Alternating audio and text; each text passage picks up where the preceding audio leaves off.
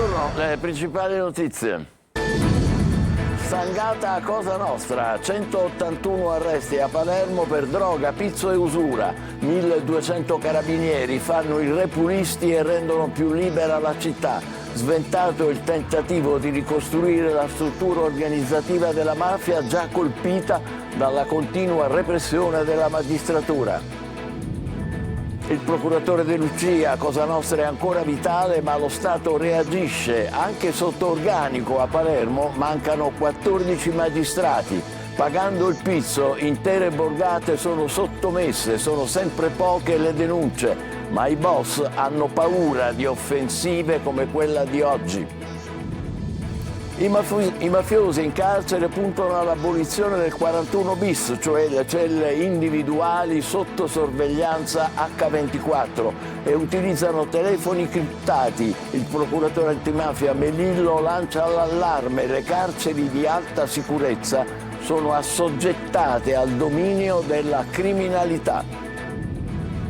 Omicidio in pieno centro a Ribera, in provincia di Agrigento, un uomo di 30 anni, immigrato tunisino, ucciso a colpi di pistola a pochi passi dal municipio. Catania, Trappeto Nord, 12 famiglie tornano a casa e i protagonisti rievocano la drammatica sera dell'esplosione. Sembrava una bomba della guerra. Torna il gas a Trappeto Sud e a Sannullo. Grande successo di Devoti Tutti, la maratona delle nostre reti per Sant'Agata, oltre 2,5 milioni di ascoltatori. Domani sera la diretta dell'Ottava dalle 19. La nostra inviata a Sanremo, già stasera Sicilia in gara con Marcella Bella. Il Sud rappresentato da Rocco Hunt, Bruno Risas, The Colors, Massimo Ranieri e Serena Brancale. Calcio Serie C, Catania si gode la vittoria di Monopoli con alcuni protagonisti inattesi.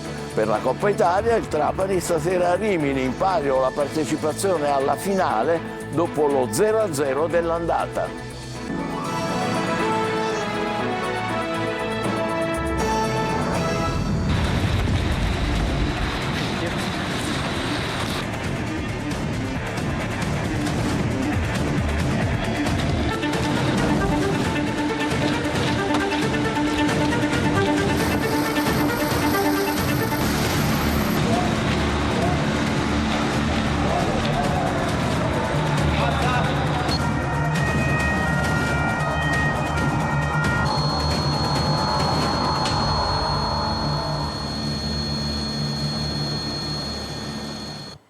Bentrovati, le notizie da Palermo con Marco Gurlà per i particolari di questa straordinaria stangata a Cosa Nostra.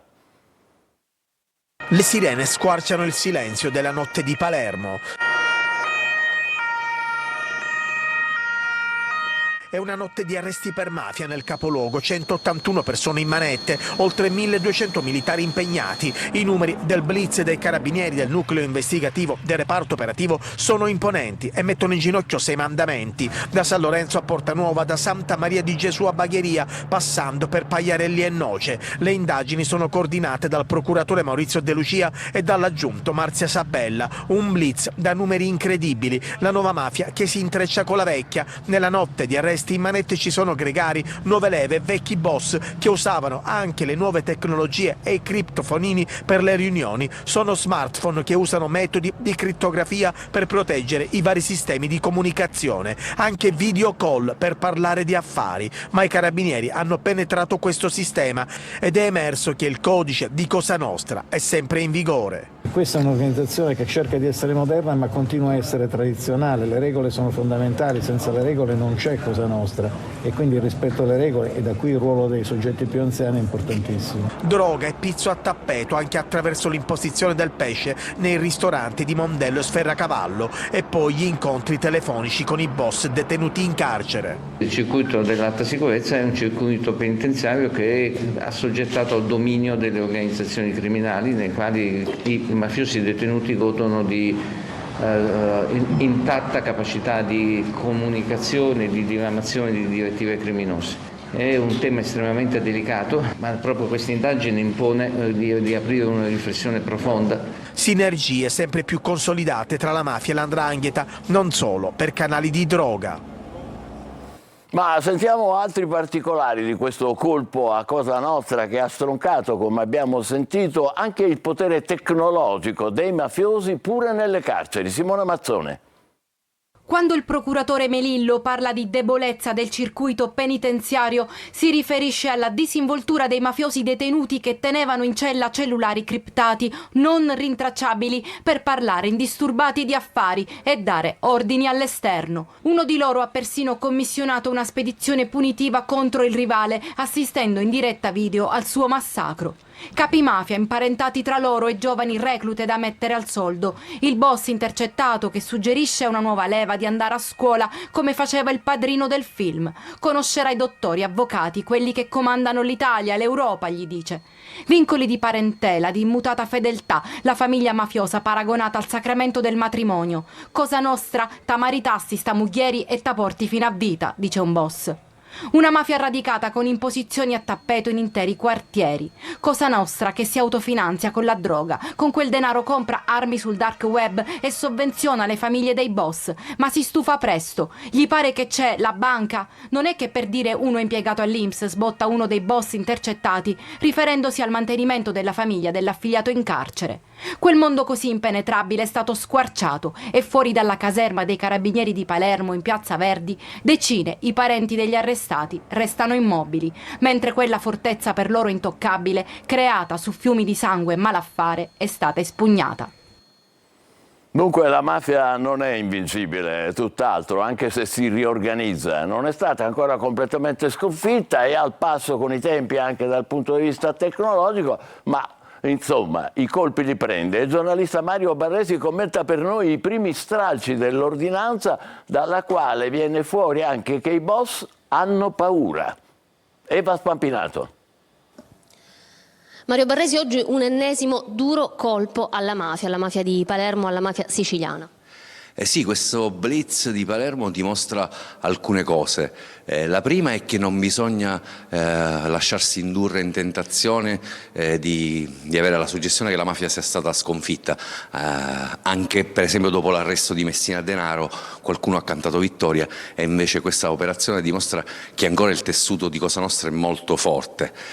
L'altra cosa è che i boss si aggiornano, adottano dei metodi per fare affari e soprattutto per sfuggire alle indagini che sono molto più raffinati. Però le tecniche di investigazione di magistrati e forze dell'ordine sono al passo coi tempi e quindi, riassumendo, la mafia probabilmente non è invincibile, però non è ancora stata vinta. Ma questo servirà a far capire ai tanti che pensano che la mafia sia invincibile, ricollegandomi a quanto detto, a far capire appunto il contrario? Sì, servirà perché anche leggendo i primi stralci dell'ordinanza i boss oggi hanno paura. C'è un passaggio abbastanza significativo in cui uno dice all'altro dobbiamo scapparcene dall'Italia, non è tempo per noi, e questo è anche un attestato al risultato di centinaia di operatori delle forze dell'ordine, di tanti magistrati che fanno bene il loro lavoro. Ci uniamo naturalmente ai complimenti del collega Barresi alle forze di polizia e alla magistratura. Adesso passiamo ad altro perché c'è stato un grave incidente sul lavoro a Siracusa. Un operaio di 26 anni è precipitato dal cestello di un camion mentre era impegnato nelle sue mansioni, ha fatto un volo purtroppo di alcuni metri, concluso con un violento impatto sull'asfalto ed è considerato, ripetiamo, purtroppo in fin di vita. Omicidio in pieno centro a Ribera, in provincia di Agrigento. Un uomo di 30 anni, immigrato tunisino, ucciso a colpi di pistola a pochi passi dal municipio. Sentiamo Davide Sardo. Omicidio nel cuore di Ribera, in provincia di Agrigento. Un uomo di 30 anni, immigrato tunisino, è stato ucciso a colpi di pistola in via Buoni Amici, a pochi passi dal municipio e da Corso Umberto I. Secondo le prime ricostruzioni, la vittima si trovava davanti a un bar con alcuni connazionali quando un'auto bianca si è avvicinata. Dal finestrino sono partiti almeno 2 colpi che lo hanno raggiunto al petto. Soccorso dal 118 e trasportato all'ospedale Fratelli Parlapiano di Ribera, è morto poco dopo. Le forze dell'ordine monitorano da tempo la zona ritenuta un punto nevralgico per alcune attività illecite. Gli inquirenti ipotizzano un regolamento di conti, ma non escludono altre piste. Sul posto è intervenuto il magistrato di turno della Procura di Sciacca, che ha disposto il sequestro delle immagini delle telecamere di sorveglianza. In caserma vengono ascoltati testimoni per fare luce sulla vicenda. In tutta la città è già scattata la caccia all'uomo per risalire all'identità del sicario. La Guardia di Finanza di Trapani ha scoperto una truffa a danno del Servizio Sanitario Nazionale attuata da un farmacista e da una sua collaboratrice. Laura Spanò. Una serie di controlli effettuati dalle Fiamme Gialle in una farmacia di Mazara del Vallo su svariate ricette elettroniche hanno fatto scoprire una truffa ai danni del Servizio Sanitario Nazionale. A conclusione dell'indagine coordinata dalla Procura di Marsala, i finanzieri hanno denunciato un farmacista e una dipendente. Sono accusati di truffa e falsità materiale nei confronti del sistema sanitario.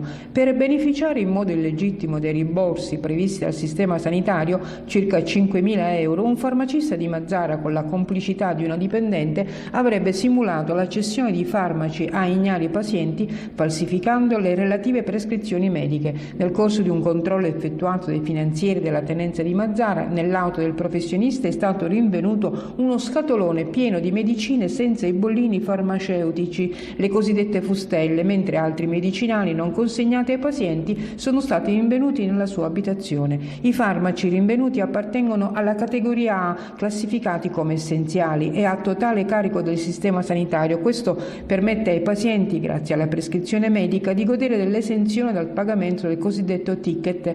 Il professionista, nel vano tentativo di giustificare quanto avvenuto, ha regalato farmaci ai pazienti indicati nelle false prescrizioni mediche, facendo loro firmare dichiarazioni in cui si asseriva che vi erano stati errori nell'emissione delle ricette oggetto delle indagini. Adesso ci concentriamo su Catania, l'esplosione in particolare causata dalla fuga di gas a Trappeto Nord. 12 famiglie tornano a casa e i protagonisti rievocano quella drammatica sera del 21 gennaio. Intanto torna il gas a Trappeto Sud e a Sannullo. Tonino De Manna. Quando vi hanno detto che potevate tornare a casa, cosa ha pensato?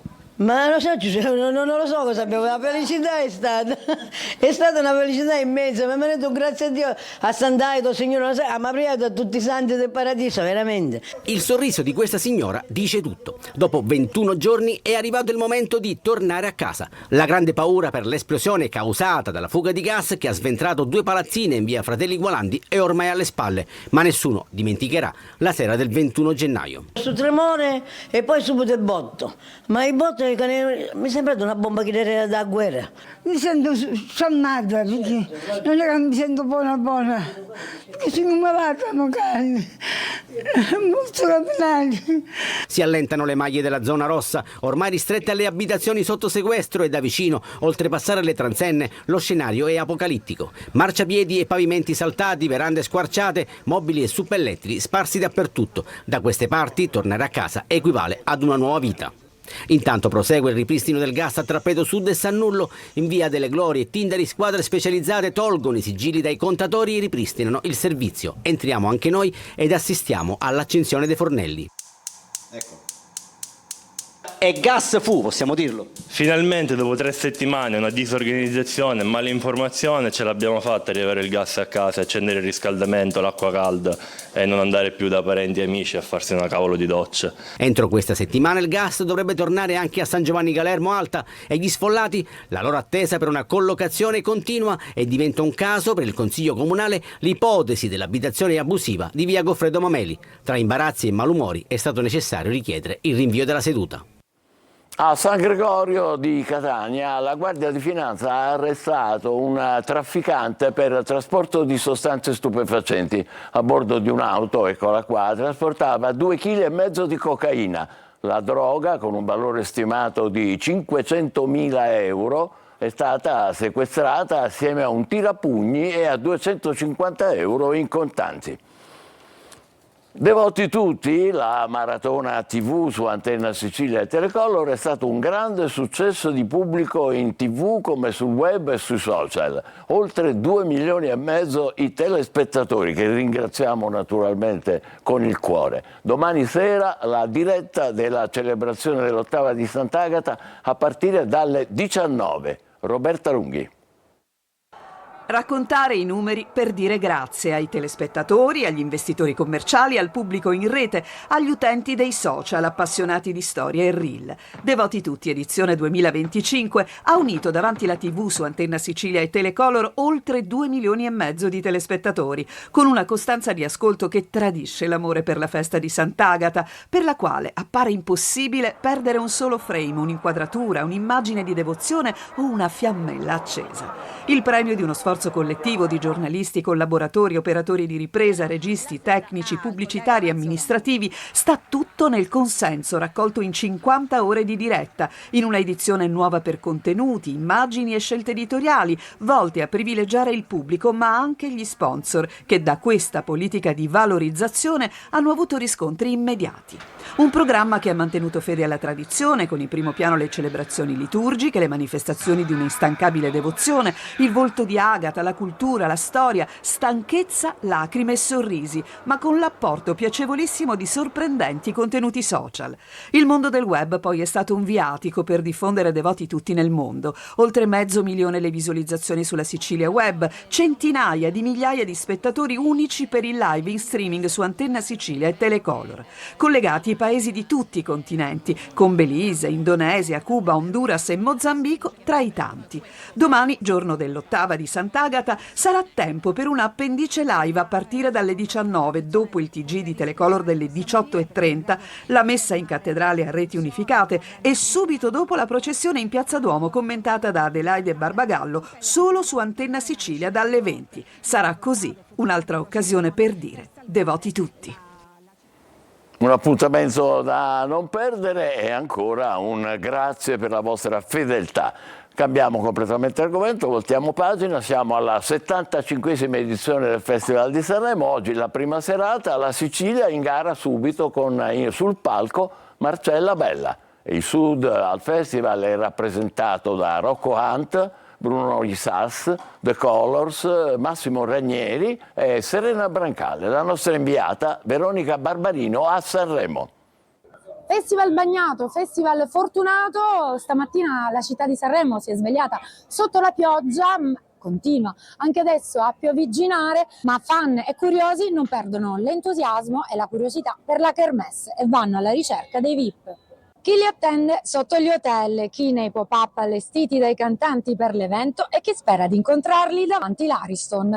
29 gli artisti in gara che si esibiranno tutti questa sera, tra cui la cantante catanese Marcella Bella, 8ª esibizione secondo la scaletta. A distanza di quasi 20 anni dalla sua ultima partecipazione sanremese, torna con Pelle e Diamante, un brano dedicato alle donne guerriere con una corazza come il diamante, dura ma preziosa. A danzare sulle sue note 4 ballerine per una coinvolgente performance.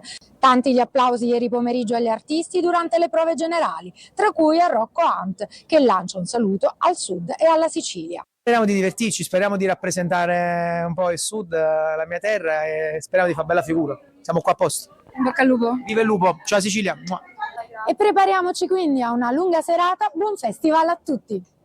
Grazie a Veronica Barbarino per noi a Sanremo. Ora è il momento della nostra pausa, tra poco l'avvicinamento del Catania alla sfida con la Casertana e stasera in campo per la Coppa Italia il Trapani. Vi aspettiamo.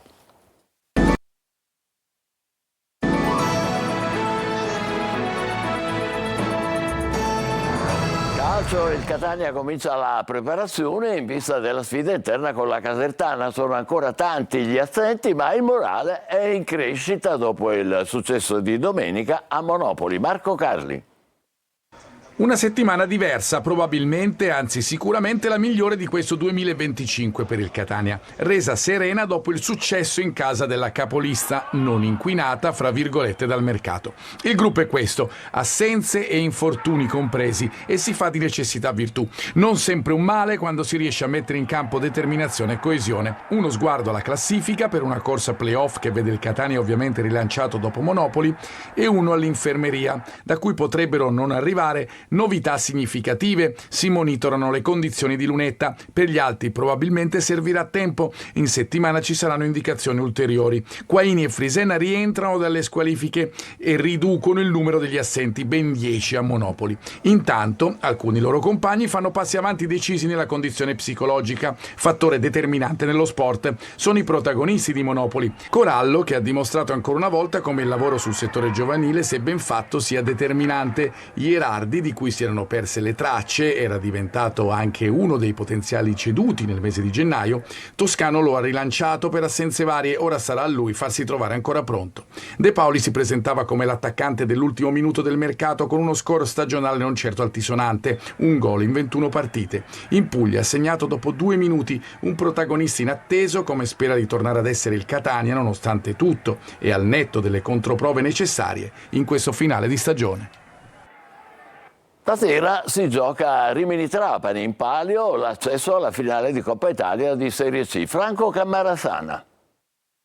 Mezza stagione in una sola partita è quella che si gioca stasera il Trapani a Rimini, con in palio la finale della Coppa Italia di Serie C. Si tratta della gara di ritorno della semifinale del torneo. L'andata al provinciale finì 0-0. Bisogna assolutamente vincere quindi per affrontare poi in finale la vincente di Giana Erminio Caldiero Terme, in programma domani sera. Trapani che arriva all'appuntamento col morale alto per via delle 2 vittorie contro Potenza e Turris, ma ancora lontano da un assetto di squadra definitivo dopo il recente approdo in panchina di Vincenzo Torrente e l'arrivo a gennaio di ben 15 elementi nuovi, alcuni ancora in attesa di esordire in granata, come Zappella, Moulet, Barrosi e i 2 norvegesi Stensud e Steinberger. Stasera Torrente dovrà fare a meno di 2 pedine importanti come Celiento e Toscano, entrambi squalificati.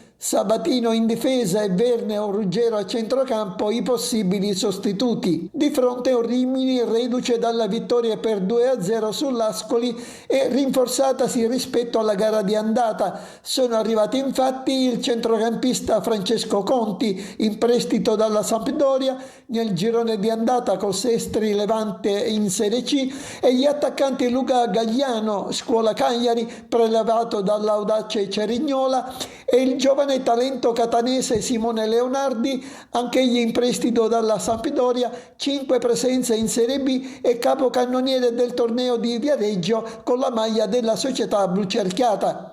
Si giocherà con inizio alle 20:30, diretta su Rai Sport, arbitro Leonardo Mastrodomenico di Matera. Noi ci fermiamo qui, grazie per essere stati con noi, buon pomeriggio.